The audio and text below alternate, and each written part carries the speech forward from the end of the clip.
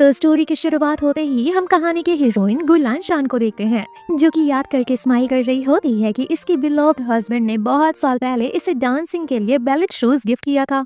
लेकिन दूसरी तरफ इसका हस्बैंड मिस्टर फू गुलान शान की कजन के साथ फ्लर्ट कर रहा होता है और उसे बैलेट शूज गिफ्ट करता है। और इन दोनों को ऐसा करते हुए गुलान शान देख लेती है। कजन कहती है, दीदी तुम इतनी जल्दी कैसे आ गई? आई थिंक मुझे यहाँ से चलना चाहिए। गुलान शान मिस्टर फू से सवाल करती है कि ये सब कुछ क्या चल रहा है।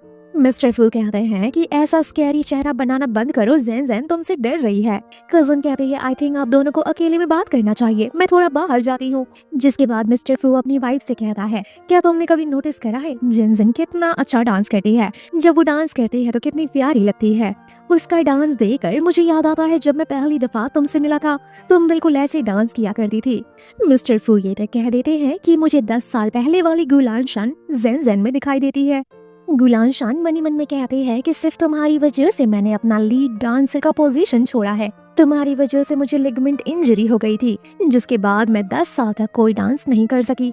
और अब जबकि मैंने अपना डांसिंग करियर छोड़ दिया है तो तुम किसी और औरत को एडमायर कर रहे हो उसी डांस के लिए जो मैं किया करती थी। कहानी शिफ्ट होती है 10 साल पीछे। सभी लोग हड़बड़ी में जा रहे होते हैं लानसान का परफॉर्मेंस देखने के लिए। लानसान इतनी खूबसूरत और इतनी अच्छी डांसर होती है कि स्कूल के सारे लड़के उसके पीछे दीवाने होते हैं, और उन्हीं में से एक इसका हस्बैंड भी होता है। उसकी खूबसूरती और उसकी चार्मिंग की वजह से वो उसे प्रपोज करता है गर्लफ्रेंड बनने के लिए, और गुलान शान भी इसका प्रपोजल एक्सेप्ट कर लेती है। कहानी प्रेजेंट में आती है और मिस्टर फू कहते हैं कि अब मुझे सिर्फ और सिर्फ ज़ेन ज़ेन चाहिए। वो अपनी वाइफ की इंसल्ट करते हुए कहता है, देखो तुम हो क्या गई हो, तुम्हारा खुद का कोई वजूद नहीं है। गुलान शान मनी मन में सोचती है कि ये सब कुछ तो मैंने तुम्हारे कहने पर छोड़ा था। पास्ट में हमें दिखाया जाता है कि गुलान शान को लीड डांसर का कॉन्ट्रैक्ट मिला हुआ होता है, लेकिन मिस्टर फू कहते हैं कि अब जबकि तुम मेरी वाइफ बन गई हो तो तुम्हें ये सब कुछ करने की कोई जरूरत नहीं है। बेचारी मिस्टर फू की वजह से अपना मोस्ट लवेबल पैशन तक छोड़ देती है। यहाँ गुलान शान कोई सवाल के बाद कि मिस्टर फू पहले ही डिवोर्स के लिए बोल देता है। मिस्टर फू डिवोर्स पेपर देते हुए कहते हैं कि इतने साल में तुमने फू फैमिली के लिए बच्चा तक पैदा नहीं करा, तुम्हारी जिम्मेदारी मेरे कंधे पर थी। अब जबकि मैं तुम्हें तलाक दे रहा हूँ तो मेरे तरफ से ये तोहफा है। इस कार्ड में 30 लाख तक की लिमिट है। बढ़िया होगा कि अपना करियर स्टार्ट करो और निकलो मेरी जिंदगी से। गुलान शान आंखों में आंसू लेकर डिवोर्स पेपर पर बिना कुछ बोले साइन कर देती है। जाने से पहले गुलान शान ये कहकर जाती है कि मैं तो यहाँ से जा रही हूँ, आई होप तुम मेरी कजन का ख्याल रखो। उसे डांस बहुत पसंद है जितना मुझे पसंद था। उसके सपने चूर चूर मत करने देना और उसे मेरे जैसा वर्थलेस मत बना देना। मिस्टर फू कहता है कि तुम्हें अपनी चिंता करनी चाहिए, क्योंकि अब तुम एक डिवोर्सी वुमन हो और इस दुनिया में तुम जैसी औरत की कोई पहचान नहीं है। भला कौन पूछेगा तुम्हें बाहर। मिस्टर फू इतने ज्यादा हार्टलेस होते हैं कि इसे रिंग तक उतार कर जाने के लिए कहते हैं। गुलान शान याद करती है कि किस तरह से वो उसे इसी रिंग के साथ प्रपोज करने के लिए आया था, और गुलान शान के लिए वो मोमेंट सबसे बेस्ट मोमेंट था, क्योंकि वो भी मिस्टर फू से सीरियस वाला प्यार करती थी। गुलान शान रिंग उतार कर उसे देती है और फोन में देखती है कि मिस्टर फू को मैसेजेस आ रहे होते हैं कि अच्छा हुआ उस लड़की को तुमने छोड़ दिया, वैसे भी वो तुम्हारे लायक नहीं थी। सभी लोग डिवोर्स के लिए मिस्टर फू को कांग्रेचुलेशन मैसेज कर रहे होते हैं। बेचारी लान शान को काफी रिग्रेट होता है कि वो ऐसे इंसान के लिए अपना सब कुछ छोड़कर इसके पास आ गई। इस रिग्रेट के साथ लान शान हमेशा के लिए इसे छोड़कर यहाँ से निकल जाती है। गुलान शान वापस से अपने गू फैमिली में आती है। उसके पापा बड़ा प्यार से उसे अपने पास बुलाते हैं, लेकिन वो उठकर इसे जोरदार थप्पड़ मारते हैं और कहते हैं कि अपना सड़ा हुआ शक्ल लेकर यहाँ आने की हिम्मत कैसे हुई। गुलान शान पास्ट याद करती है जब वो छोटी थी तो उसके डैड उसे बहुत पीटा करते थे क्योंकि वो फुल मार्क्स नहीं लाया करती थी। इवन 98 जैसे नंबर के लिए भी वो मार खाया करती थी। गुलान शान के डैड कभी भी उसे डांस के लिए अलाउ नहीं किया करते थे, सिर्फ अच्छे नंबर्स एंड शादी करके सेटल होने के लिए कहते थे, और इस चीज के लिए वो उसे बहुत परेशान किया करते थे। प्रेजेंट में गुलान शान सोच रही होती है कि मैं यहाँ क्यों आई। मुझे लगा था मेरे पिता मुझे समझेंगे, लेकिन बचपन से ही ये सिर्फ मेरा यूज करते आए हैं। लान शान के डैड कहते हैं कि मैंने अपना बहुत टाइम और पैसा तुम पर बर्बाद करा है, कैसे तैसे करके तुम फू फैमिली में गई। मैंने क्या नहीं सोचा था कि फू फैमिली की वजह से मेरा स्टेटस हाई हो जाएगा, लेकिन देखो अपने आप को, तुम अपना रिलेशनशिप तक संभाल कर नहीं रख सकती। तुम्हें पता है सिर्फ तुम्हारे डिवोर्स की वजह से मेरे कितने बिजनेस फेल हो गए। पूरे शहर के लिए गू फैमिली सिर्फ एक लाफिंग स्टॉक बनकर रह गया है। कैसे तैसे करके तुम्हारी कजन फू फैमिली में एंटर की है और अब पूरा गू फैमिली तुम्हारी कजन पर निर्भर करता है। ये सब सुनकर लान शान हैरान होती है, यानी कि इन सब के पीछे डैड की चाल थी। मेरा रिश्ता तोड़वाने के पीछे इन्हीं का हाथ था। डैड कहते हैं तुम्हारा खेल खत्म हो चुका है और वो कुछ बुड्ढों की तस्वीरें दिखाते हुए कहते हैं बेहतर होगा इनमें से किसी एक से शादी करके सेटल डाउन हो जाओ। ये सभी लोग बुढ़े हैं लेकिन बहुत रिच हैं। अगर तुम इनसे शादी करती हो तो हमारा भी स्टेटस हाई हो जाएगा। लानशान हिम्मत करके जवाब देती है कि मैं कोई शादी नहीं कर रही। ये सुनते ही डैड उसे फिर थप्पड़ मारते हैं और कहते हैं तुम्हारी मर्जी किसने मांगी है, मैं तुमसे ना नहीं सुनना चाहता, तुम्हारे पास और कोई चारा नहीं है। लेकिन लानशान फिर से जवाब देती है मैं शादी नहीं करूंगी, अगर आप मुझे मारना चाहते हैं तो मार दें। डैड के पास इसकी कोई कमजोरी नहीं होती तो कहते हैं रुको मैं हॉस्पिटल में कॉल करके तुम्हारी मॉम का ट्रीटमेंट होने से मना करता हूँ। लानशान कहते हैं कि हिम्मत कैसे हुई तुम्हारी, थोड़ी तो शर्म करो, वो तुम्हारी बीवी है। डैड कहते हैं कि तुम्हारी मॉम मेरी वाइफ नहीं है, 10 साल से तो वो हॉस्पिटल में ही पड़ी हुई है, ऐसी वाइफ का क्या ही काम, फालतू का 10 साल से मैं हॉस्पिटल में पैसे बर्बाद कर रहा हूँ। देखो मैं तुमसे एक लास्ट बार पूछ रहा हूँ कि तुम शादी करोगी या नहीं। जिसके बाद हम गुलानशान की मदर को देखते हैं। शायद ये अपनी माँ की वजह से शादी के लिए हाँ कहने वाली होती है, लेकिन तभी असिस्टेंट आकर कहता है कि शेंग फैमिली ने तोहफे भेजे हैं शादी करने के लिए और वो तोहफे गुलानशान के लिए हैं और वो रिश्ता भी गुलानशान के लिए है। ये सुनकर ये दोनों लोग हैरान हो जाते हैं। डैड कहते हैं असंभव, इतने अमीर खानदान से इस नालायक के लिए रिश्ता आया है। शेंग फैमिली पूरे शहर में सबसे पावरफुल पर्सन है। डैड कहते हैं ये रिश्ता जाने मत दो और उन्हें तुरंत इनवाइट करो। और तभी यहाँ वो लोग तोहफा लेकर अंदर आते हैं। असिस्टेंट गुलानशान से कहता है कि मेरे यंग मास्टर के ऑर्डर पर हम आपके लिए विथड्रॉल गिफ्ट्स लेकर आए हैं। डैड यहाँ भिखारियों की तरह नाटक करते हैं और कहते हैं आप यहाँ आए हमारे लिए वही बड़ी बात है। असिस्टेंट किसी से बात नहीं करता, मिस गू से कहता है हमने तोहफा डिलीवर कर दिया है, अब हम यहाँ से चलते हैं। दूसरी तरफ मास्टर शेंग को इन्फॉर्म किया जाता है कि विथड्रॉल गिफ्ट हमने डिलीवर कर दिया है। असिस्टेंट कहता है लेकिन हमें नहीं पता कि वो हाँ या ना करेंगी। शेंग कहता है चिंता मत करो, वो हाँ कहेगी। शेंग वेंग लांगशंग की तस्वीर देखता है और कहता है कि इस बार मैं तुम्हें जाने नहीं दूंगा। दूसरी तरफ लानशान जो कि बैठकर सोच रही होती है कि शेंग फैमिली से मेरा कोई लेना देना नहीं है, हम दोनों टोटली स्ट्रेंजर हैं, बट फिर भी वो मुझसे शादी करना चाहते हैं। आखिर वो मुझसे शादी क्यों करना चाहता है? उसे तो कोई भी मिल जाएगी, तो वो मुझ जैसे डिवोर्सी से शादी क्यों करना चाहता है? और तभी यहाँ इसके डैड आते हैं और काफी खुशी मनाते हैं। डैड कहते हैं कि इस बार तुम मना नहीं कर सकती, कुछ भी हो जाए तुम्हें उससे शादी करनी ही होगी। और तभी गुलानशन याद करती है कि उसके हस्बैंड ने कैसे कहा था कि डिवोर्स के बाद अब तुम्हें कौन पूछेगा। अपनी माँ को और अपने हस्बैंड को याद करते हुए ये शादी के लिए हाँ कर देती है। डैड से कहती है शादी से पहले मेरी ये शर्त है कि मेरी मम्मा का ट्रीटमेंट रुकना नहीं चाहिए। लानशान अपने डैड को धमकी तक देती है कि अगर मेरी मम्मा को कुछ भी हुआ या फिर उनका ट्रीटमेंट बंद हुआ तो फिर मैं इस रिश्ते को खत्म करके आपकी नाक कटवा दूंगी। डैड कहते हैं कि नहीं नहीं ऐसी धमकी मत दो, मैं ये सब नहीं करूंगा और तुम्हारी मम्मा की ट्रीटमेंट की जिम्मेदारी मेरे ऊपर है। दूसरी तरफ हम लाशान की कजन जैन जैन को देखते हैं। इसकी दोस्त इसे कांग्रेट्स कर रही होती है क्योंकि मिस्टर जू से इसकी शादी होने वाली होती है। तभी इन लोगों की नजर गुलानशान पर पड़ती है। कजन कहती है तुम यहाँ क्या करने आई हो, अब आ ही गई हो तो चलो बैठकर कुछ बातचीत कर लेते हैं। लानशान कहती है मुझे तुमसे कोई बात नहीं करना। जैन जैन कहती है मैंने सुना है किसी ने तुम्हें शादी के लिए प्रपोज करा है। जैन ऐसा कहकर मजाक उड़ाती है कि अभी अभी तो तुम्हारा डिवोर्स हुआ है, तुम शादी के लिए हाँ कैसे कर सकती हो। जैन जैन की दोस्त कहती है कि तुमने गू फैमिली की इज्जत मिट्टी में मिला दी इस शादी के लिए हाँ कहकर। जैन जैन भी कहती है कि मुझे पता है तुम दोनों लोग मेरी वजह से अलग हो गए, मेरी वजह से तुम्हारे हस्बैंड ने तुम्हें छोड़ दिया और ऐसा देखकर सच में मुझे काफी तकलीफ होती है। लेकिन क्या तुम्हें पता है मैं बहुत लंबे टाइम से तुम्हारे हस्बैंड के साथ प्यार में थी और तुम्हारे हस्बैंड को पटाने के लिए मैंने क्या नहीं करा। तुम्हारी तरह मैंने व्हाइट ड्रेस पहनना शुरू कर दिया, तुम्हारी तरह सॉफ्टली बात करना मैंने शुरू कर दिया, इनोसेंट एंड नाइव बिहेव करना शुरू कर दिया और देखो तुम्हारा हस्बैंड मेरे जाल में फंस गया। गुलाशान कहती है कि इतना हवा में उड़ने की कोई जरूरत नहीं है क्योंकि तुमने जो आशियां बनाया है वो रेत से बना है और बहुत जल्द ही बिखर जाएगा। जैन जैन कहती है अपना मुंह बंद रखो, मुझे पता है तुम्हें जेलसी हो रही है मेरी ये जीत देखकर, लेकिन अब तुम्हारा क्या होगा, तुम तो अब एक गली के कुत्ते माफिक हो गई हो। ऐसा सुनकर ये इसे थप्पड़ मारती है। तभी मिस्टर फू यहाँ आ जाते हैं। मिस्टर फू को देखकर जेंग जेंग कहती है देखो तुम्हारी बीवी मुझे मार रही है, ये कह रही है कि मैंने तुम्हें अपनी जाल में फंसाया। ये देखकर मिस्टर फू कहते हैं मैं मानता हूँ तुम्हें जेलसी हो रही है, लेकिन इसका मतलब ये नहीं है कि तुम किसी के ऊपर हाथ उठाओगी। जेंग जेंग ये भी कहती है प्लीज मेरी कजन को समझाओ ना कि मैंने तुम्हें अपनी जाल में नहीं फंसाया है और मैंने तुम दोनों का रिश्ता खराब नहीं करा है। ये सब देखकर मिस्टर फू कहते हैं कि मैंने तो तुम्हारा असली रूप पहली दफा देख रहा हूँ, मुझे पता नहीं था कि तुम ऐसी हो गई हो। और वो जैन जैन से माफी मांगने के लिए कहता है। गुलान शान कहती है तुम चाहते हो मैं उससे माफी मांगू? उसी से जाकर पूछो कि वो मुझे क्या क्या कह रही थी। वो यहाँ मेरी सबके सामने इंसल्ट कर रही थी। मिस्टर फू कहते हैं तो क्या हुआ, वो कुछ भी कह सकती है लेकिन तुम उसे मार नहीं सकती। चलो तुरंत इससे माफी मांगो। फ्लैशबैक में ये याद करती है कि किस तरह से मिस्टर फू लान शान की माँ से वादा करता है कि मैं हमेशा गुलान शान का ख्याल रखूंगा और कभी भी इसे हर्ट नहीं करूंगा, और तो और वादा करता है कि इसकी आंख से एक आंसू भी नहीं आने दूंगा। ये सब कुछ याद करके प्रेजेंट में ये सोचती है कि किस तरह से ये इसके पेशेंस की लिमिट क्रॉस कर रहा है। गुलान शान माफी मांगने से मना कर देती है और कहती है तुम्हें याद है तुमने मेरे माँ से क्या वादा करा था, लेकिन तुम वो मर्द हो ही नहीं जो अपना वादा पूरा कर सके। ये सब सुनकर कहीं ना कहीं मिस्टर फू को अंदर से अजीब फील होता है, लेकिन वो कहती है दूर रहो, मुझे हाथ तक मत लगाना। जैन जैन को कहती है कि दोबारा कभी मेरी इंसल्ट करने की कोशिश मत करना, नहीं तो थप्पड़ से बढ़कर भी चीजें मिलेंगी। और तभी मिस्टर फू इसे थप्पड़ मारते हैं। ये थप्पड़ खाकर लान शान कहती है कि थैंक यू ये थप्पड़ मारने के लिए, मुझे मेरे डिल्यूजनल वर्ल्ड से उठाने के लिए। मिस्टर फू थप्पड़ मारकर रिग्रेट फील करते हैं, लेकिन जैन जैन उसे आगे नहीं बढ़ने देती। जैन जैन नाटक करती है कि भले ही कजन ने मुझ पर हाथ उठाया लेकिन गलती मेरी थी, मैं ही कुछ ज्यादा बोल गई। जैन जैन की दोस्त कहती है कि तुमने चाहे जो भी बोला हो उसे तुम पर हाथ नहीं उठाना चाहिए था, उसे बोलो कि वो तुमसे माफी मांगे। यहाँ दोस्त जैन जैन को ये तक कह देते हैं कि तुम बहुत ही इनोसेंट हो, अगर ऐसे ही रहोगी तो लोग तुम्हें परेशान करते रहेंगे। कजन कहती है कि गलती मेरी थी, प्लीज उसे जाने दो, अगर वो मुझ पर हाथ उठाकर खुश है तो उसे ऐसा ही कर लेने दो।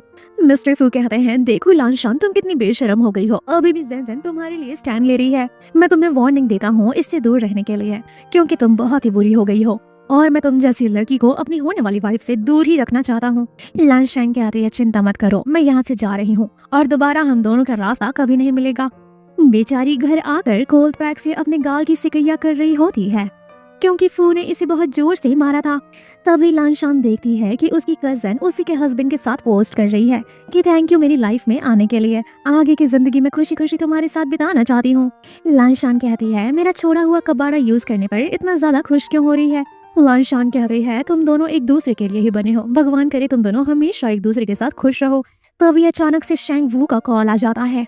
शेंग सवाल करता है तोहफा कैसा लगा। लान शान कहती है कि वो तोहफे तो काफी ज्यादा वैल्यूएबल हैं, अभी अभी मेरा तलाक हुआ है और मेरी रेपुटेशन भी उतनी अच्छी नहीं है, मैं इन सारी चीजों के लिए वर्दी नहीं हूँ। शेंग कहते हैं मैं जानता हूँ अभी अभी तुम्हारा तलाक हुआ है और मुझे पता है कि बाहरी लोग तुम्हारे बारे में क्या कहते हैं, लेकिन मेरे लिए सबसे ज्यादा मैटर तुम करती हो, बाहर के लोगों के बारे में सोचने की कोई जरूरत नहीं है।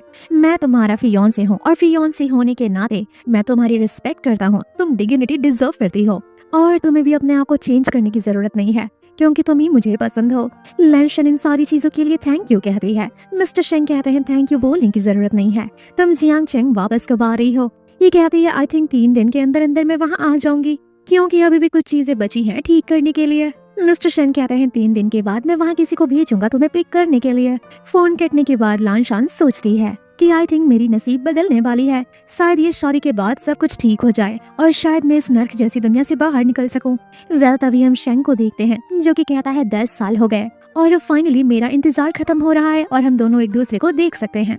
नेक्स्ट सीन में लान शान पैकिंग कर रही होती है, तभी उसे अपने हस्बैंड के लेटर्स मिलते हैं जिसमें फालतू के प्रपोजल्स और प्रॉमिसेस होते हैं जो कि वो सब कुछ तोड़ चुका होता है। यहाँ एक सुंदर सी इयररिंग भी होती है जो कि मिस्टर फू ने लान शान को दिया होता है जब वो डांस किया करती थी। याद करती है कि उसका हस्बैंड किस तरह से कहता है कि तुम इतनी खूबसूरत हो, तुम जिंदगी भर भी अगर ये इयररिंग पहनोगी तो तुम सबसे सुंदर लगोगी। लान शान कहती है इस दुनिया में मर्द जात पर कभी भी भरोसा नहीं करना चाहिए, कुछ ही मिनटों में इनकी प्रॉमिसेस वगैरह सब टूट जाते हैं और ये गिरगिट की तरह रंग बदल लेते हैं।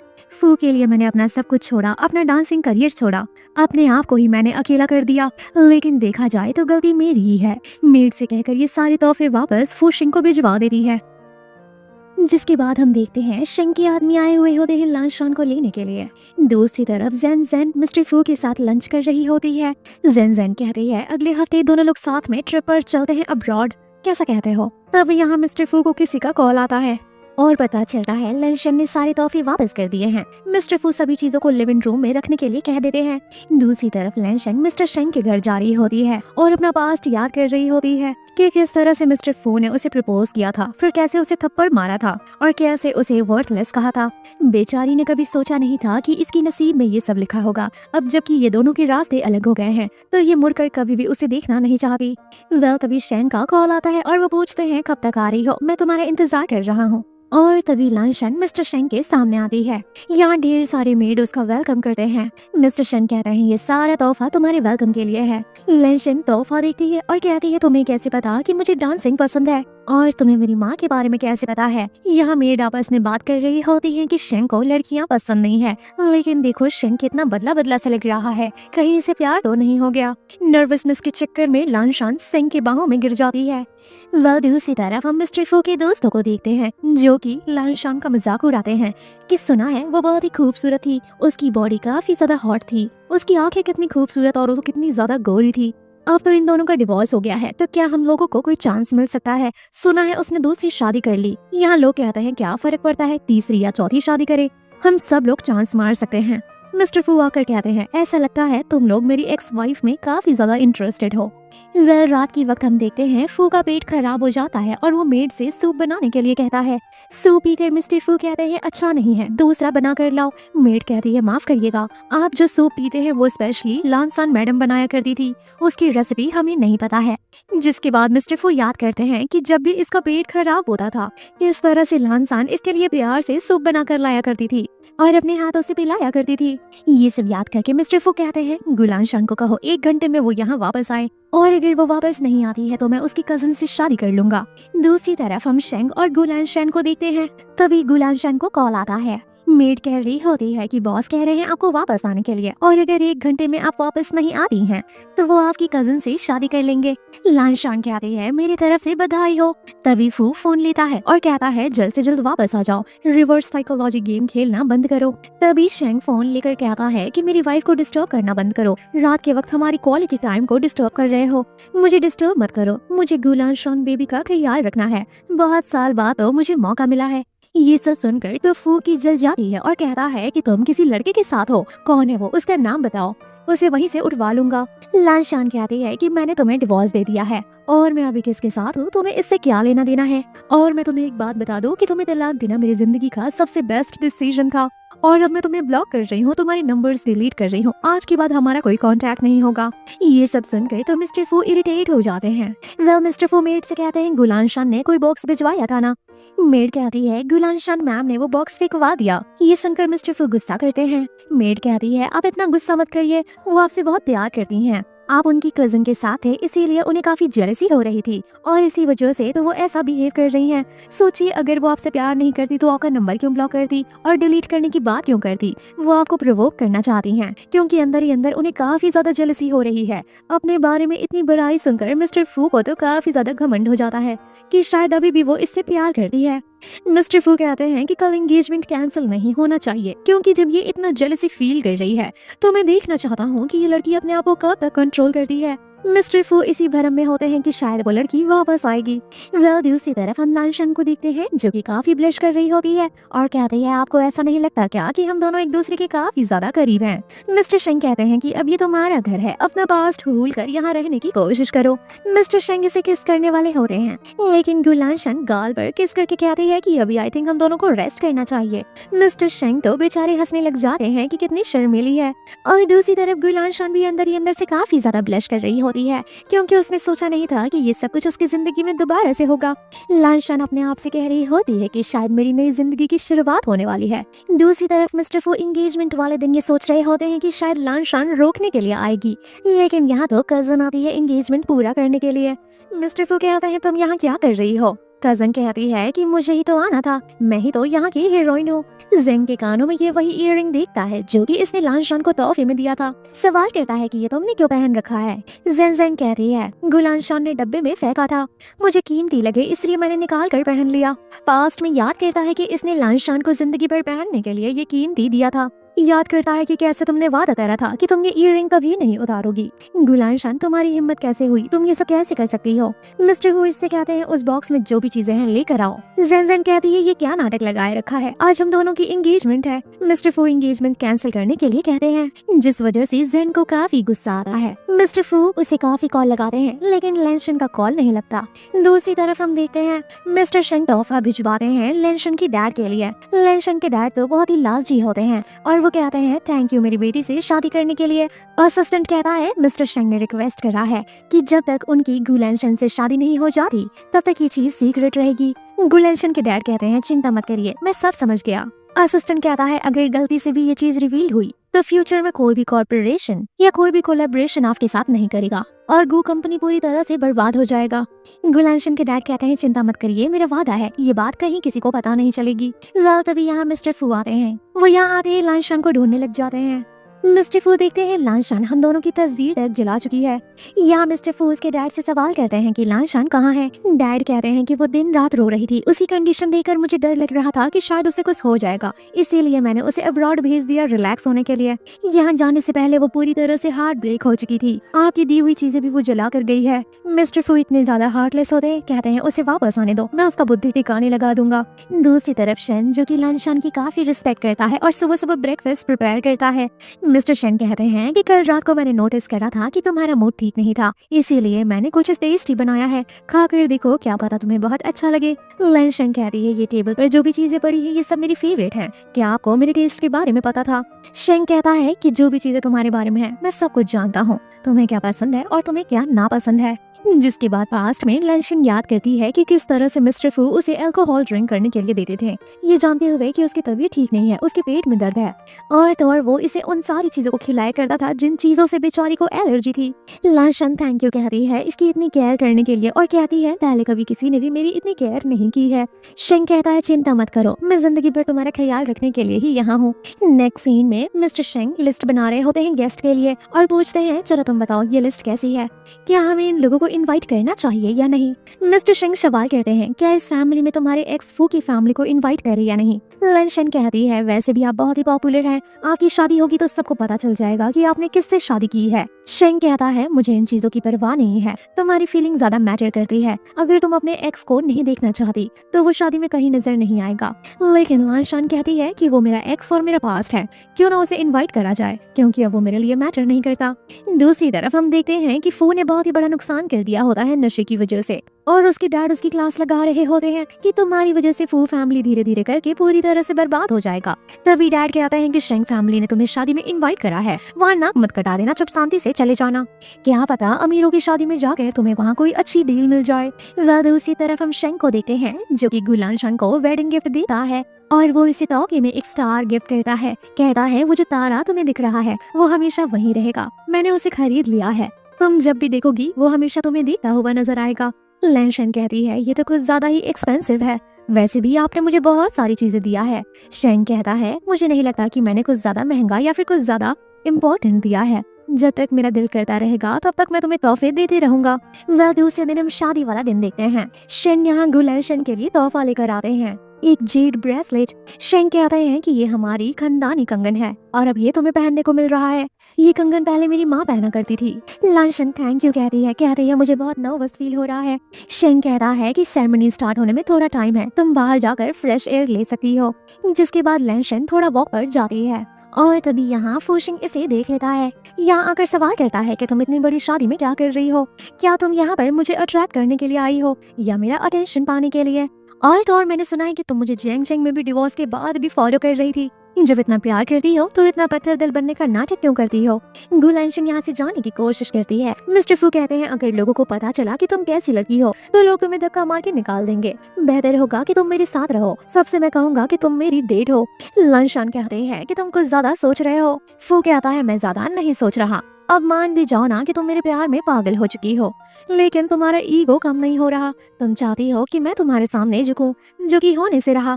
अब जबकि तुम मुझसे इतना प्यार करती ही हो तो चलो मैं तुम्हें दोबारा एक चांस देता हूँ और अब सीन क्रिएट करना बंद कर दो। लांशान कहती है डिवोर्स के बाद तो तुम और भी ज्यादा बेशर्म हो गए हो, मैंने सोचा था तुम्हारे अंदर कोई सुधार आएंगी, लेकिन देखो दिन पर दिन तुम बदतर से बदतर होती जा रहे हो।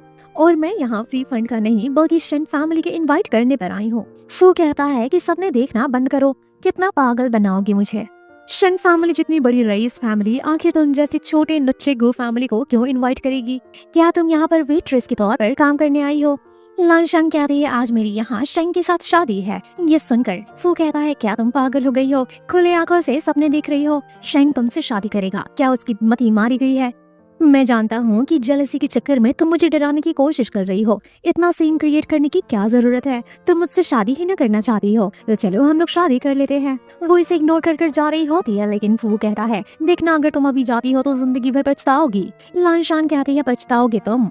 ऐसा कहकर वो यहाँ से चली जाती है, जिसके बाद हम देखते हैं कि ये ब्राइडल ड्रेस पहनती है और काफी खूबसूरत लगती है। मेकअप आर्टिस्ट कहती है कि ये ड्रेस तो स्पेशली आपके लिए ही बनाया गया है। आपको पता है कुछ साल पहले मिस्टर शेंग ने बहुत सारे एम्ब्रॉयडर और फैशन डिजाइनर को हायर करा था और बहुत साल की मेहनत के बाद ये ड्रेस बनाया गया है। इसे स्पेशली अपने हाथों से बनाया गया है। इस ड्रेस की फिटिंग देखकर ऐसा लगता है जैसे शेंग जानते थे कि ये ड्रेस कौन पहनने वाला है।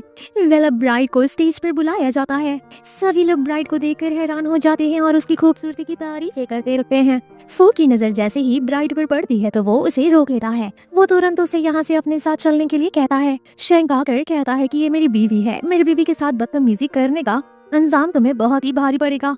फू लानशान से कहता है कि मैं जानता हूँ कि तुम जेलसी के चक्कर में आकर ये सब कर रही हो। तुमने जरूर कोई चाल चली होगी ये सब करने के लिए, लेकिन मैं तुम्हें कह रहा हूँ कि तुम बहुत पछताओगी। चलो अभी भी टाइम है, घर वापस चलते हैं। देखो अगर तुम चाहती हो कि मैं तुमसे माफी मांगू तो चलो मैं माफी मांग रहा हूँ, मैं गलत था। लानशान कहती है तुम्हारी माफी, तुम्हारी प्रॉमिसेस, तुम्हारा प्यार मेरे लिए कोई वैल्यू नहीं रखते। मेरे लिए वैल्यू सिर्फ एक पर्सन रखता है और वो है मिस्टर शेंग, और आज हम दोनों की शादी है। फू कहता है नहीं ऐसा नहीं हो सकता, तुम दोनों एक दूसरे से कभी मिले तक नहीं हो, एक दूसरे को जानते तक नहीं हो। देखो मैं जानता हूँ कि तुम मुझे रिग्रेट फील कराने की कोशिश कर रही हो, लेकिन देखो अब तुम लिमिट क्रॉस कर रही हो, ये कोई तरीका थोड़ी ना होता है। लानशान कहती है तमाशा करना बंद करो, आज मेरी शादी है और वो सबसे इम्पोर्टेंट है। और तभी शेंग ऑर्डर देता है इस आदमी को यहाँ से बाहर निकालने के लिए। जाते जाते भी ये कहता है क्या तुम मुझे रिग्रेट फील कराने के लिए ये शादी कर रही हो? लानशान कहती है मैं इससे शादी कर रही हूँ क्योंकि मैं इससे प्यार करती हूँ। ये सुनकर तो सामने वाले की और भी ज्यादा जल जाती है।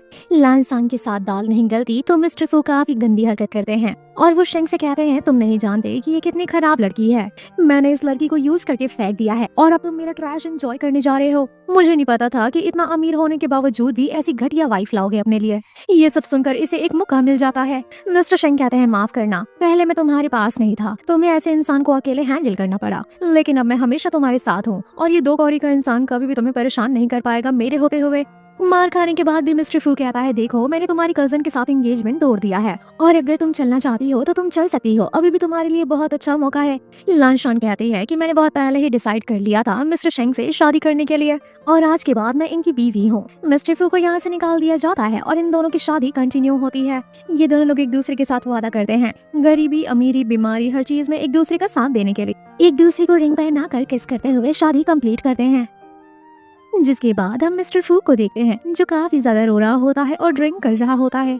मिस्टर फू यहाँ वो तोहफा देखते हैं जो कि उन्होंने गुलाशान को दिया था और वो याद करते हैं कि किस तरह से गुलाशान छोटी छोटी चीजों की वैल्यू किया करती थी। दूसरी तरफ शेन और गुलाशान एक नए मेंशन में आते हैं। मिस्टर शेंग कहते हैं कि आज के बाद ये मेंशन मेरी प्रिंसेस के नाम। मिस्टर शेंग कहते हैं मैं तुम्हारे बारे में सब जानना चाहता हूँ, तुम्हें समझना चाहता हूँ और जिंदगी भर तुम्हें पढ़ना चाहता हूँ। गुलाशान कहती है कि धीरे धीरे करके मैं भी तुम्हें जानने की काफी कोशिश कर रही हूँ। मिस्टर शेंग कहते हैं कि वेल पूरी जिंदगी पड़ी है एक दूसरे को जानने की, लेकिन अभी हमारे पास बहुत ही इम्पोर्टेंट टास्क है। ऐसा कहकर वो गुलान को अपनी तरफ खींचते हैं और पैशनेटली किस करने लग जाते हैं। दूसरी तरफ बेचारा फूशिंग जो कि रो रहा होता है और दोबारा इसे कॉल करता है, लेकिन इधर गुलान तो रोमांस कर रही होती है। बेचारा फूशिंग काफी कॉल्स करता है लेकिन वो कोई कॉल रिस्पॉन्स नहीं करती क्योंकि वो तो रोमांस में बिजी होती है। बेचारा रोते रोते सो जाता है और सुबह हो जाती है। मेड आती है यहाँ फूशिंग को उठाने के लिए। सुबह उठते ही गुलान का नाम लेने लग जाता है। फूशिंग कहता है जब भी मुझे हैंगओवर होता था तो तुम मुझे अपने हाथों से सूप बना कर देती थी,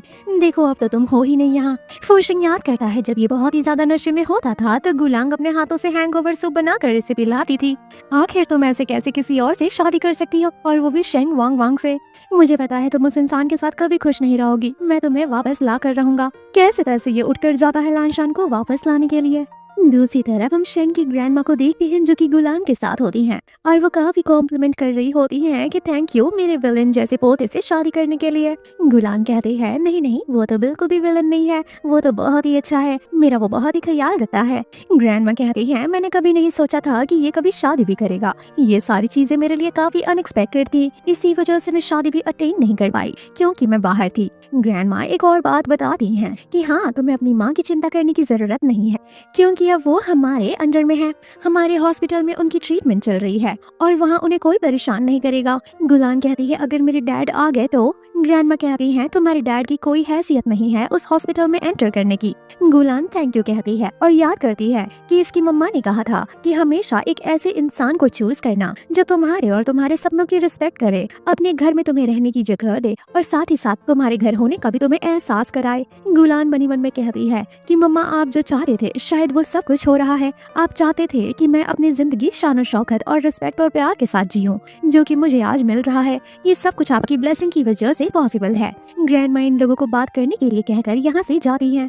यहाँ शेंग गुलान को बताता है कि कुछ ही हफ्तों में डांस ट्रिप वाले आने वाले हैं, तो क्या तुम वहाँ जाना चाहोगी। जिसके बाद ये याद करती है कि जब ये अपने घर में अपना बैले डांस प्रैक्टिस किया करती थी तो किस तरह से फोशिंग इसे कहा करता था कि ये डांस वगैरह यूजलेस चीज है, तुम्हारा काम मेरा ख्याल रखना है, इन सारी चीजों को छोड़ दो। लेकिन यहाँ शेंग तो इसके सपनों को बढ़ावा दे रहा है। जब ये डांस ट्रुप में आती है तो यहाँ एक बैलेट शूज देखती है और कहती है ये तो वही बैलेट शूज है जो मैं पहन नहीं सकी। एंडन याद करती है कि इसने ये बैलेट शूज मंगाया था, लेकिन फोशिंग का कहना था कि ये बैलेट शूज वगैरह बाहर फेंको, मैंने कितनी बार कहा है इन सारी चीजों पर टाइम मत वेस्ट करो, तुम्हारा काम मेरा ख्याल रखना है। जिसके बाद ये अपनी दोस्त से बात करती है बैलेट शूज को सेल करने के लिए, लेकिन आज ये शूज म्यूजियम में पड़ा हुआ है। तभी इस म्यूजियम में मिस्टर फोशिंग आ जाता है और इसे अपने साथ चलने के लिए कहता है मैं जानता हूँ कि तुम अभी भी मुझसे गुस्सा हो, लेकिन तुम ये सब इतना आसानी से खत्म नहीं कर सकती, हम दोनों का इतने साल का रिलेशनशिप है, देखो तुम मुझसे शादी करके ज्यादा खुश मत हो, शायद तुम जानती नहीं कि वो कितना डीमन किस्म का इंसान है। गुलान कहते हैं मुझे तो नहीं लगता कि वो डीमन है, मैंने अभी तक उसे जैसा भी देखा है वो बहुत ही अच्छा है, मेरी इज्जत करता है, मेरे सपनों की रिस्पेक्ट करता है और सबसे जरूरी चीज कि मेरे बारे में सोचता है। तुम अपने आप को देखो, सबसे बड़ी डीमन तो तुम हो, तुमने मेरे सपनों को चूर चूर कर दिया, तुमने कभी मेरे बारे में नहीं सोचा, हमेशा सिर्फ तुम्हारा ख्याल रखने के लिए मैंने सब कुछ पीछे छोड़ दिया और बदले में तुमने क्या दिया, धोखा। फोशिंग कहता है कि भूल जाओ पुरानी बातें, चलो मेरे साथ, लेकिन ये कहती है छोड़ो मेरा हाथ, मैं नहीं जाने वाली। और तभी यहाँ पर शेंग आ जाता है। शेंग कहता है अपने गंदे हाथ मेरी बीवी से दूर रखो और दोबारा मेरी बीवी के आसपास भी दिखाई दिए तो बहुत ही बुरा असर करूंगा। बेचारा फोशिंग कहता है कि बताओ मैं क्या करूँ कि तुम मुझे माफ कर दो, बताओ ऐसा मैं क्या करूँ कि तुम्हारा गुस्सा चला जाए। गुलान कहती है कि मेरे नजर में तो तुम कचड़े माफिक भी नहीं हो, तो गुस्सा दिलाना तो दूर की बात है, मुझे तो तुम पे तरस तक नहीं आती। देखो मैं तुम्हें एडवाइस दे रहा हूँ मेरे साथ चलने के लिए, नहीं तो जिंदगी भर तुम पछताती रहोगी। और तभी शेंग के सिक्योरिटी आते हैं और इसे यहाँ से उठा कर ले जाते हैं। गुलान शेंग से सवाल करती है कि मेरे बैलेट शूज और ड्रेसेस यहाँ क्या कर रहे हैं। असिस्टेंट कहता है कि मिस्टर शेंग ने हमें कहा था कि चाहे जितने भी महंगे हो हम इन्हें खरीद के ले आए, आपने जिन्हें भी ये बेचा था हम उनसे हाईएस्ट प्राइस पर ये खरीद कर लाए हैं और अभी तक संभाल कर रखे हैं। ये सब सुनकर ये हैरान हो जाती है। मिस्टर शेंग कहते हैं तुम्हारे सपने, तुम्हारे ड्रेस और तुम्हारे बैलेट शूज मेरे लिए तुम्हारे जितना ही इम्पोर्टेंट है, मैं इस तरह से किसी और के हवाले कैसे छोड़ सकता था। बेचारी मनी मन में सोचती है कि मैंने अपना सपना तो कब का किसी के लिए छोड़ दिया था, लेकिन ये मेरे पीठ पीछे मेरे सपनों का ख्याल रख रहा था। फ्लैशबैक में हमें दिखाया जाता है कि गुलान वो शूज दिल पे पत्थर रखकर किसी और लड़की को दे देती है, लेकिन मिस्टर शेंग उस लड़की से हाईएस्ट प्राइस पर वो शूज खरीद लेते हैं। ये सब की वजह से गुलान दोबारा से डिसाइड करती है डांस कंटिन्यू करने का और मिस्टर शेंग भी कहते हैं कि मैं तुम्हारे सपोर्टर हूँ, जाओ और चिंता फ्री होकर डांस करो। ये सब सुनकर बेचारी उसे गले लगाती है क्योंकि ये इसकी काफी ज्यादा केयर करता है। गुलान मनी मन में सोच रही होती है कि मुझे तो ऐसा लगता था कि लव का मतलब सैक्रिफाइस होता है, लेकिन मैं गलत थी। लव का मतलब होता है एक दूसरे के सपने का ख्याल रखना, एक दूसरे को प्रोटेक्ट करना और सामने वाले को इंस्पायर करना कि वो अपने सपनों को अचीव करे, ना कि वो अपनी चीजों को सैक्रिफाइस करे। और दूसरी तरफ फोशिंग जो कि ड्रिंक कर करके एकदम नशेड़ी बन चुका होता है। तभी यहाँ इसके दोस्त आते हैं और कहते हैं अकेले अकेले मजे कर रहे हो, अच्छी बात तो नहीं है। एक दोस्त कहता है कि तुम बहुत ही ज्यादा लोनली लग रहे हो, क्या हुआ है। दूसरा दोस्त कहता है क्यों ना मजे करने के लिए ज़ेन को यहाँ बुलाया जाए। दूसरा दोस्त सवाल करता है क्या ज़ेन से तुम्हारी लड़ाई हुई है, लेकिन तभी ये कहता है कि ये ज़ेन के बारे में नहीं है, ये सब कुछ गुलान की वजह से हो रहा है, उसने शादी कर ली है। दोस्त कहता है कि वो तो ऑलरेडी यूज्ड माल है उसने शादी कर ली तो क्या हो गया। एक दोस्त कहता है कि जरूर कोई फालतू के लड़के ने उसे चूज करा होगा, क्योंकि ऐसी लड़की को तो हम लोग मुंह तक ना लगाएं। तभी फुशिंग गुस्से में आ जाता है और कहता है तुम लोग उसके बारे में जानते क्या हो, अपना मुंह बंद रखो, वो शुरू से मेरे साथ रही है, मुझसे ज्यादा बेहतर उसे कोई नहीं जानता। लेकिन दोस्त कहते हैं कि तुम ही तो हमेशा उसके बारे में ऐसी बातें किया करते थे। ये सुनकर इसे और पछतावा होता है कि मैं उसके बारे में ये कैसी बातें किया करता था। फ्लैशबैक में याद करता है कि जब भी ये दोस्तों के साथ बैठकर ड्रिंक करता था तो अपनी बीवी की बुराइयां किया करता था कि वो हमेशा अपने डांस के बारे में सोचती रहती है, अगर मैं उसे छोड़ दूंगा तो उसका कोई वजूद नहीं है, वो यूजलेस बन जाएगी। दिन पर दिन वो लड़की बोरिंग होती जा रही है, मेरा बहुत दिमाग खाती है। इससे कहीं न कहीं रियलाइज होने लग जाता है कि शायद ये गुलान के बारे में बहुत ही गलत बातें करता था और हमेशा उसे हर्ट करता था। नशे में ये रोड पर घूम रहा होता है, तभी तो कपल्स को एंगेजमेंट करते हुए देखता है और फ्लैशबैक में गुलान को डांस करते हुए याद करता है। ये सब सोच सोच कर इसके दिल में दर्द होने लगता है और कहता है मैं बहुत ही बुरा हूँ, मुझसे बहुत बड़ी गलती हुई है। जब ये बेहोश हो जाता है तो गुलान इसके सपने में आकर कहती है कि इतना ड्रिंक मत करो, तुम्हारे हेल्थ के लिए अच्छा नहीं है, और ये कहता है कि तुम वापस आ गई, थैंक यू, तुम वापस आ गई, मैं जानता था तुम जरूर आओगी। जब वो उसे गले लगाता है तो गुलान कहती है मैं तुम्हें कभी माफ नहीं कर सकती, और तभी पीछे से शेंग आता है और गुलान को हक करता है। ये दोनों लोग एक दूसरे को किस करते हैं और फुशिंग इन दोनों को ऐसा करते हुए देखता रह जाता है। फिर पता चलता है कि ये सब कुछ तो इसका सपना था। यहाँ मेड आकर बताती है कि कल रात आप रोड पर ही बेहोश हो गए थे। मेड ये तो कहती है कि दिन पर दिन आपका पेट खराब होता जा रहा है, जब मैडम थी तो वो आपका बहुत ख्याल रखा करती थी। फ्लैशबैक में याद करता है कि वो हमेशा एक स्पेशल किस्म का सूप बनाया करती थी और अपने हाथों से पिलाया करती थी। जब भी इसके पेट में दर्द होता था तो हमेशा वो उसका ख्याल रखती थी। ये सब याद करके फुशिंग कहता है कि मैं तुम्हें इतनी आसानी से नहीं जाने दे सकता, तो मैं वापस ला कर ही रहूंगा। दूसरी तरफ गुलान जो कि अपना डांस दोबारा से स्टार्ट कर चुकी होती है और मिस्टर शेंग उसे बैठकर देख रहे होते हैं। गुलान कहती है कि एक बार को मुझे लगता था कि मैं बहुत ही बेस्ट बैले डांसर बन सकती हूँ, लेकिन अब तो मुझे बहुत ही ज्यादा डाउट होता है। शेंग कहता है कि तुम अभी भी बहुत अच्छी बैले डांसर बन सकती हो और बिलीव करो तुम पहले से भी ज्यादा बेटर करोगी। गुलान कहती है कि अरे ये इतना आसान थोड़ी ना है। शेंग कहता है वेल मैंने तुम्हारा पेरिस इंटरनेशनल डांस कंपटीशन में एंटर करा दिया है और मैंने तुम्हारा नाम भी साइन अप करा दिया है। उन लोगों को परफॉर्मेंस के लिए वीडियो चाहिए थी तो मैंने तुम्हारे ग्रेजुएशन परफॉर्मेंस वाली वीडियो सेंड कर दी और मिस निजिन सकाया ने पर्सनली तुम्हारी वीडियो देखी है। उन्होंने कहा है कि तुम्हारे पास बहुत ही अमेजिंग पोटेंशियल है और इस पोटेंशियल की हेल्प से तुम एक टॉप डांसर बन सकती हो, और अगर तुम अपना डांस करियर एंड कर देती तो पूरी की पूरी डांसिंग कम्युनिटी के लिए ये बहुत ही बड़ा लॉस होता।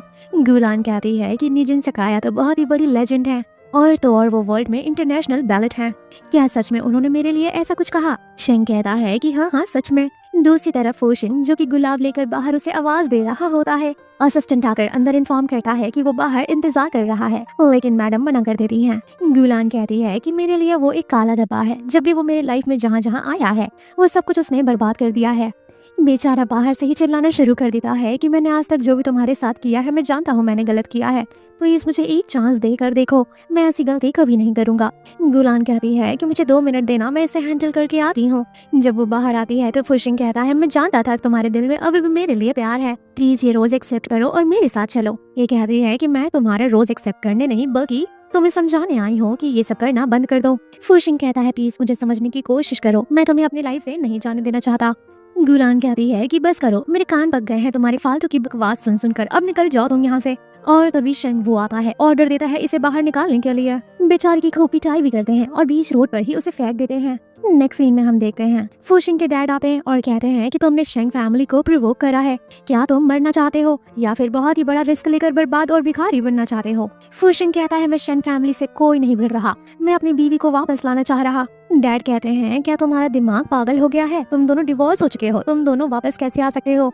तुम ये एक्सेप्ट क्यों नहीं कर लेते कि वो शेन की बीवी है? आज के बाद अगर गलती से भी तुम शेन फैमिली के आस पास भी गए तो मैं सोचूंगा कि तुम मेरे लिए मर चुके हो, मुझे तुम्हारे जैसा नालायक बेटा नहीं चाहिए। दूसरी तरफ गुलान शेन से कहती है ये सब कुछ मेरी वजह से हो रहा है, मेरी वजह से इतनी सारी प्रॉब्लम्स तुम्हें झेलनी पड़ रही है। मिस्टर शेन कहते हैं कि तुम्हारे लिए जो कुछ भी करना हो वो सब कुछ मैं करने के लिए तैयार हूँ। वेल तभी ये लोग न्यूज देखते हैं और न्यूज में पता चलता है कि पेरिस इंटरनेशनल डांस कंपटीशन में जज कोई और नहीं बल्कि विवियान रहने वाली है। फ्लैशबैक में हम देख पाते हैं कि विवियान गुलान की टीचर होती है। मैडम का कहना होता है कि तुम्हारा परफॉर्मेंस दिन पे दिन बेहतर होता जा रहा है। मैडम इसे बहुत ही बड़े कंपटीशन में पार्टिसिपेट करने के लिए कहती हैं, लेकिन गुलान मना कर देती है। कहती है कि अब मैं डांसिंग करियर से विथड्रॉ करने की कोशिश कर रही हूँ। ये सुनकर मैडम हैरान होती हैं। मैडम कहती हैं कि मेरी नज़र में तुम सबसे टैलेंटेड स्टूडेंट हो और टाइम के साथ साथ तुम बहुत ही ब्रिलियंट एंड ब्राइट डांसर बन जाओगी, तो तुम गिव अप करने की कोशिश क्यों कर रही हो। लेकिन गुलान बिना कोई रिस्पॉन्स किए यहाँ से चली जाती है। वेल अब कहानी प्रेजेंट में आती है और हम देखते हैं कि गुलान की मुलाकात उसकी कजन से होती है, जो कि यहाँ आकर दोबारा से ताने मारती है कि ये मत सोचना कि फूशिंग तुम्हारी जिंदगी में वापस आने की कोशिश कर रहा है, उसे सिर्फ थोड़ा सा अटैचमेंट इशू है, नहीं तो वो प्यार अभी भी मुझसे ही करता है। गुलान कहती है कि मैं उसे फेंक चुकी हूँ कचड़ा समझकर, और अब वो मेरे लिए यूजलेस ट्रैश है। तुम उसे उठा सकती हो, मजे ले सकती हो, मुझसे कोई लेना देना नहीं है। ऐसा कहकर वो यहाँ से चली जाती है। वेल तभी ये आती है डांस रूम में और यहाँ इसकी मुलाकात हो जाती है अपनी विशिंग टीचर से। मैडम काफी खुश होती है इसे दोबारा से अपना डांसिंग करियर स्टार्ट करता हुआ देखकर। ये मैडम को सॉरी कहती है कि मैंने आपकी बात नहीं मानी थी। मैडम कहती हैं कि पास्ट को भुलाकर प्रेजेंट कंटिन्यू करो, और गुलान भी कहती है कि इस बार मैं गिव अप नहीं करने वाली और आउटस्टैंडिंग डांसर बनकर रहूंगी। वेल तभी यहाँ दोबारा से फूशिंग आ जाता है, इसे काफी मनाने की कोशिश करता है, कहता है छोड़ भी दो ना गुस्सा, रिवेंज लेने के चक्कर में देखो तुम मुझे छोड़कर चली गई हो और मैं बर्बाद होता जा रहा हूँ। गुलान कहती है कि शेंग से शादी करना मेरी किस्मत की बात है, मेरी जिंदगी में आज तक इससे अच्छी चीज और कुछ हुई ही नहीं है, और तुम चाहते हो कि मैं उसे छोड़ दूं। मैं तुम्हारी जैसी बेवकूफ नहीं हूँ। बेचारा चिल्लाता रह जाता है कि तुम्हें बहुत पछतावा होगा। फूशिंग को ऐसा बिहेव करता हुआ देखकर कजन को काफी हर्ट होता है कि ये तो उसके प्यार में पागल होता जा रहा है। वेल यहाँ से स्टोरी शिफ्ट होती है और हम देखते हैं कि गुलान आज स्टेज पर आती है। शेंग यहाँ बैठकर उसका डांस एंजॉय कर रहा होता है, उसे चीयर्स करता है, लेकिन तभी यहाँ फूशिंग आता है और कहता है थैंक यू सो मच वापस से उसका करियर स्टार्ट करवाने के लिए। शेंग कहता है कि वो ऑलरेडी बहुत टैलेंटेड है, उसे किसी की जरूरत नहीं है। यहाँ शेंग उसे भड़काने की कोशिश करता है, क्या तुम समझ नहीं पा रहे कि वो एक डिवोर्सी है, तुम उसकी हेल्प कर रहे हो और तुम इतनी ज्यादा रिच हो, तुम ये नहीं समझ पा रहे कि वो तुम्हारा इस्तेमाल कर रही है। ये सब सुनकर शेंग स्माइल करता है। शेंग कहता है तुम उसके साथ इतने साल से थे लेकिन उसे कभी भी समझ नहीं पाए। और इधर गुलान जो कि अपना बेस्ट परफॉर्मेंस दे रही होती है, अपने ड्रीम को ये फिर से जीना शुरू कर चुकी होती है। इसे इस तरह से डांस करता हुआ देखकर फूशिंग पास्ट याद करता है जब उसे पहली दफा इसके ऊपर क्रश हुआ था। डांस खत्म होने के बाद होस्ट यहाँ आती है और सवाल करती है कि आपके डांस का नाम है निर्वाणा, इसका मतलब आप हमें बताइए। गुलान कहती है निर्वाणा मेरे पास्ट सेल्फ के लिए है। एक दफा को मुझे ऐसा लगा था कि मैं अपने पैशन को किसी के लिए सेक्रीफाइस कर सकती हूँ, लेकिन मैं गलत थी। आज किसी के हेल्प की वजह से वापस से मेरे पंख जुड़े हैं, और इसी को तो प्यार कहते हैं ना, जो एक दूसरे को करेज करता है आगे बढ़ने के लिए। फ्लैशबैक में हम देखते हैं किस तरह से इसके हस्बैंड ने इसके सपनों को चूर चूर कर दिया था। हमेशा इसके डांस को अवॉइड करता था ये कहकर कि ये सब कुछ बकवास है। स्टेज से उतर के गुलान सबसे पहले अपने हस्बैंड को थैंक यू कहती है यहाँ आने के लिए। फूशिंग कहता है क्या हम बात कर सकते हैं, लेकिन तभी यहाँ गुलान की कजन आ जाती है और यहाँ आकर वो उसके रिच हस्बैंड शेंग के सामने उसकी इंसल्ट करती है। यहाँ दोनों लोग टीम अप कर लेते हैं और टीम बनाकर ये दोनों लोग मिलकर गुलान की इंसल्ट करते हैं। शेन इन दोनों को जवाब देता है कि ये मेरी बीवी है, मेरा प्रेजेंट एंड मेरा फ्यूचर है, मुझे इसके पास्ट से कोई लेना देना नहीं है। गुलान अपने हस्बैंड को यहाँ से चलने के लिए कहती है और तभी स्टेज पर अनाउंसमेंट होता है कि गुलान को गोल्ड मिलता है और वो आज के विनर है, जिसके बाद ये अपना गोल्ड अवार्ड लेने के लिए जाती है। यहाँ टीचर उसे कांग्रेट्स करती हैं और कहती हैं कि अब तुम वापस आ गई हो डांस इंडस्ट्री का नाम रोशन करने के लिए, तुम्हारा वेलकम है। यहाँ उसकी कजन को काफी ज्यादा जलन हो रही होती है। फूशिंग उसे चुप रहने के लिए बोलता है। फूशिंग कहता है चली जाओ यहाँ से, तुम्हारी वजह से सब बर्बाद हुआ है, आज के बाद हम कभी भी बात नहीं करेंगे, तुम कभी भी गुलान की जगह नहीं ले सकती। फूशिंग मन ही मन में प्लान कर रहा होता है कि अगर वो किसी तरह से शेंग ग्रुप को बर्बाद कर देगा तो गुलान वापस से उसके पास आ जाएगी। रात के वक्त हम देखते हैं कि गुलान अपने हस्बैंड को थैंक यू कह रही होती है इतना सब कुछ उसके लिए करने के लिए। हस्बैंड कहता है कि हम दोनों हस्बैंड वाइफ हैं और हम दोनों को एक दूसरे को थैंक यू कहने की जरूरत नहीं है। लो तभी कंपनी से कॉल आता है, ये इसे अपना ख्याल रखने के लिए कहकर यहाँ से जाता है। रात भर इंतजार करते हुए काउच पर ही ये बेचारी सो जाती है। तभी यहाँ सुबह सुबह इसके डैड का कॉल आता है और वो कहते हैं अपने हस्बैंड से बात कराओ, तुम्हारे हस्बैंड के साथ मैंने मिलकर प्रोजेक्ट किया था लेकिन हमारी प्रोजेक्ट की स्पीड इतनी स्लो क्यों है। गुलान कहती है कि मैं उसके बिजनेस अफेयर में कभी भी एंटर नहीं करती और ना ही मैं इंटरफेयर करना चाहती हूँ, अगर आपको कोई मसला है तो खुद से आकर बात कर लीजिए, मैं उसकी बीवी हूँ ना कि कोई असिस्टेंट। डैड कहते हैं ज्यादा बीवी बनने का नाटक मत करो, बोलो मत कि मैंने तुम्हारी उस खानदान में क्यों शादी की है। डैड कहते हैं शेंग वेंग को कहो जैसा मैंने कहा है वैसा करने के लिए। ये कहती है कि मैं कुछ नहीं करने वाली, अगर आपको बात करना है तो जाकर खुद से बात कर लीजिए। डैड कहते हैं इतने बड़े खानदान में शादी करके तुम्हें लगता है कि तुम मुझे डिफीट कर सकती हो, तुम मुझसे पंगे लेने की कोशिश कर रही हो।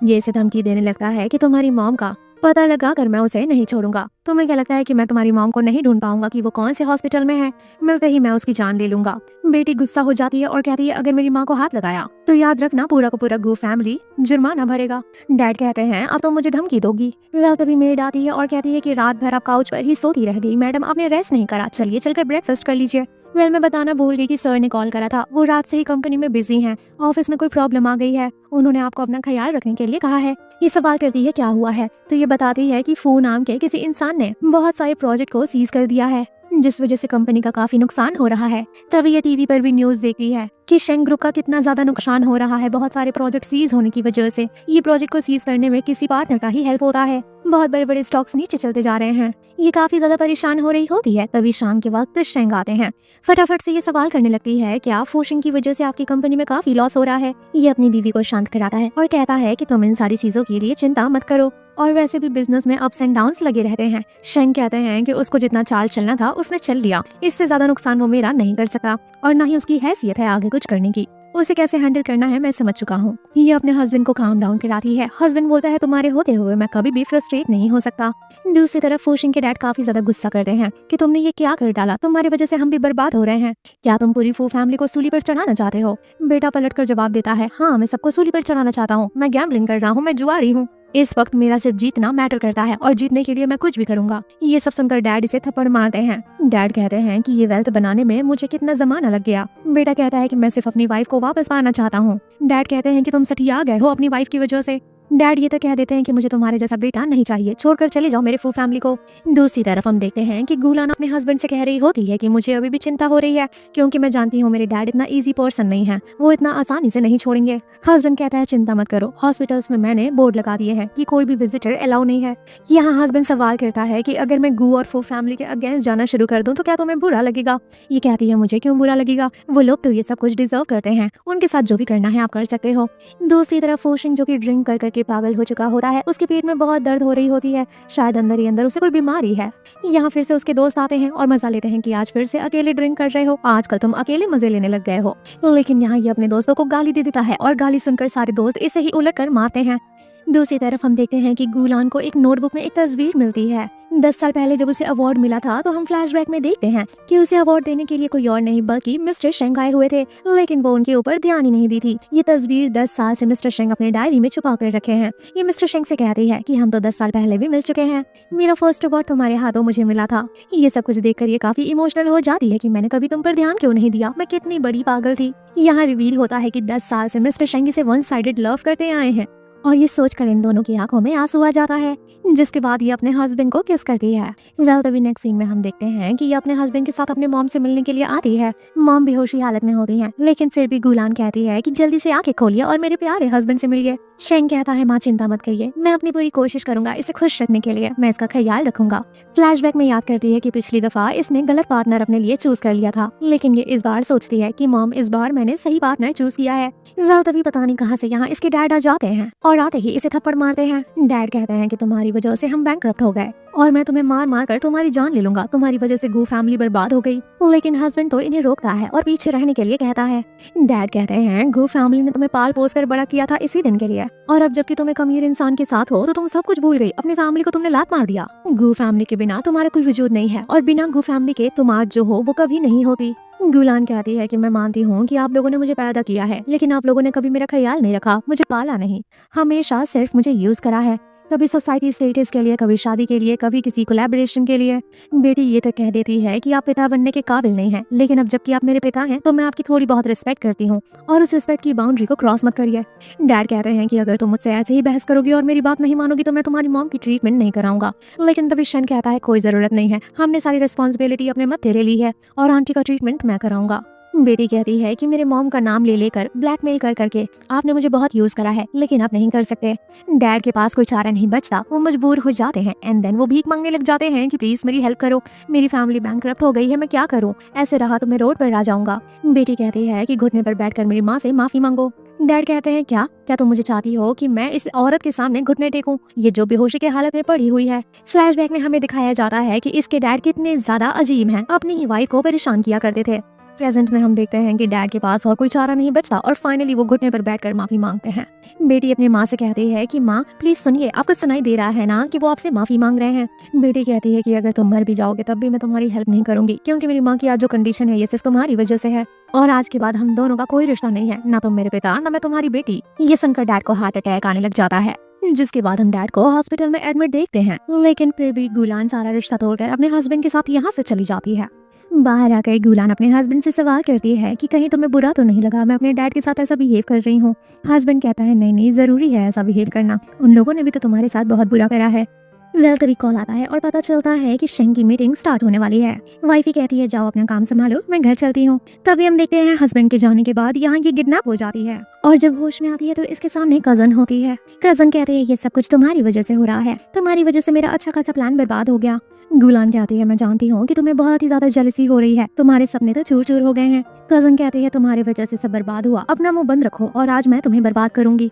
तभी यहाँ एक लड़की को बुलाया जाता है और ये इसके साथ जबरदस्ती करने के लिए कहती है। कहता है बहुत ही अच्छा मौका मिला है और वो जबरदस्ती करने के लिए आगे भी बढ़ जाता है। ये कहती है मैं मिस्टर शेंग की वाइफ हूँ, अगर तुम ऐसा करोगे तो तुम जिंदा नहीं बचोगे। ये कहता है कि तुम शेंग का नाम लेकर मुझे डराने की कोशिश कर रही हो, मैं इतना डरपोक थोड़ी ना हूँ। दूसरी तरफ शेंग घर आता है और घर आते ही पूछता है कि मेरी बीवी कहाँ है। जैसे पता चलता है वो अभी तक घर नहीं आई तो वो उसका नंबर कॉल करता है और कॉल भी नहीं उठाती। फटाफट से ये हॉस्पिटल का सर्वेलेंस फुटेज चेक करने के लिए कहता है। दूसरी तरफ ये इसके साथ जबरदस्ती करने का ट्राई करता है और यहाँ ये लोग वीडियोस भी बना रहे होते हैं। सही टाइम पर यहाँ हस्बैंड आ जाता है और ऐसा देखकर तो उसका खून ही खोलने लगता है। अंदर आते ही वो बहुत ही बुरी धुलाई करना शुरू करता है।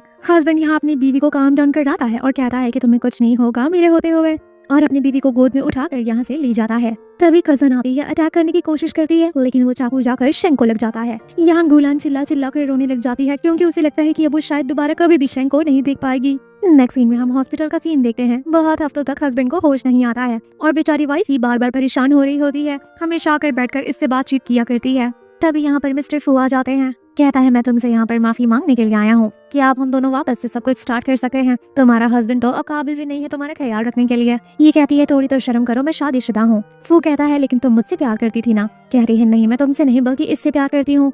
ये सुनकर ये लड़का परेशान हो जाता है और कहता है कि तुम्हारा प्यार इतना जल्दी कैसे बदल सकता है। बेचारा रोकर एक और चांस मांगता है कि एक बार तो इंसान को माफ किया जा सकता है ना। यहाँ गुलान ये तक कह देती है कि अब ये मेरा ख्याल रखे या ना ख्याल रखे, या मेरे लिए कुछ करे या ना करे, या इसके पास पैसे हो या ना हो, मैं हमेशा इसके साथ रहूंगी, गरीबी अमीरी बीमारी हर चीज में, क्योंकि मुझे इससे बहुत ही ज्यादा प्यार हो गया है। प्लीज मुझे फॉलो करना बंद कर दो, नहीं तो मैं कंप्लेन कर दूंगी, क्योंकि मैं शादीशुदा हूँ और अब तुम मुझे फॉलो नहीं कर सकते। बेचारा यहाँ से निराश होकर जा रहा होता है, अपना पास्ट याद करते हुए कि वो किस तरह से उसको गर्लफ्रेंड बनाने के लिए प्रपोज किया था। फू को काफी ज्यादा रिग्रेट होता है क्योंकि कहीं ना कहीं उसे रियलाइज हो जाता है कि गुलान जितना प्यार उसे कोई नहीं कर सकता और अब वो उससे भी ज्यादा प्यार किसी और से करती है। ये देखकर उसे अंदर ही अंदर रिग्रेट खाया जा रहा है। तभी हम देखते हैं कि यहाँ शेंग को होश आ जाता है। गुलान कहता है कि मैंने तुम्हारी बात सुनी, तुम कह रही थी कि मेरी चाहे जो भी कंडीशन हो तुम हमेशा मुझसे प्यार करोगी, क्या तुम सच में मुझसे इतना ज्यादा प्यार करती हो? तो ये कहती है हाँ, तो क्या तुम्हें मजाक लग रहा है? दूसरी तरफ उसके डैड को हम देखते हैं जो कि बेड पर लेटे लेटे अपनी कंपनी को बर्बाद होता हुआ देखते हैं और शेंग फैमिली को आगे बढ़ता हुआ देखते हैं। और नेक्स्ट सीन में हम देखते हैं कि गुलान प्रेग्नेंट हो जाती है और वो ये खुशखबरी अपने हस्बैंड और ग्रैंडमा को देती है। ग्रैंडमा काफी खुश होती हैं और कह रही हैं कि मैं तो बहुत ही धूमधाम से सेलिब्रेट करने वाली हूँ। ये अपने मॉम को याद करती है कि मॉम मैं बहुत ही ज्यादा खुश हूँ आपकी ब्लेसिंग की वजह से, आपको जल्द से जल्द ठीक होना होगा अपने ग्रैंडसन को देखने के लिए। दूसरी तरफ हम देखते हैं गुलान के डैड न्यूज सुनकर ही हार्ट अटैक आ जाता है और वो शायद भगवान के पास चले जाते हैं क्योंकि उनसे बर्दाश्त नहीं होता कि अब वो रोड पर आ चुके हैं। और कुछ महीने बाद का सीन हम देखते हैं कि गुलान की डिलीवरी हो चुकी होती है। इन दोनों का प्यार और फैमिली दोनों मुकम्मल हो जाती है और इस तरह से इस ड्रामा की हैप्पी एंडिंग होती है। तो कहानी का मोरल ये था कि सच्चा प्यार आपको कभी भी अपना ड्रीम नहीं छोड़ने देता और न ही आपको कंट्रोल करने की कोशिश करता है। और अगर वो आपके ड्रीम से प्यार करता है, आपसे प्यार करता है, आपके पसंद नापसंद से प्यार करता है, तो वही सच्चा प्यार है। सच्चे प्यार में कोई सैक्रिफाइसेस नहीं होते। तो कैसा लगा ये ड्रामा कमेंट करके जरूर बताएं और मैं मिलती हूँ आपसे अगले वीडियो में। तब तक के लिए take care, bye bye and thank you for watching.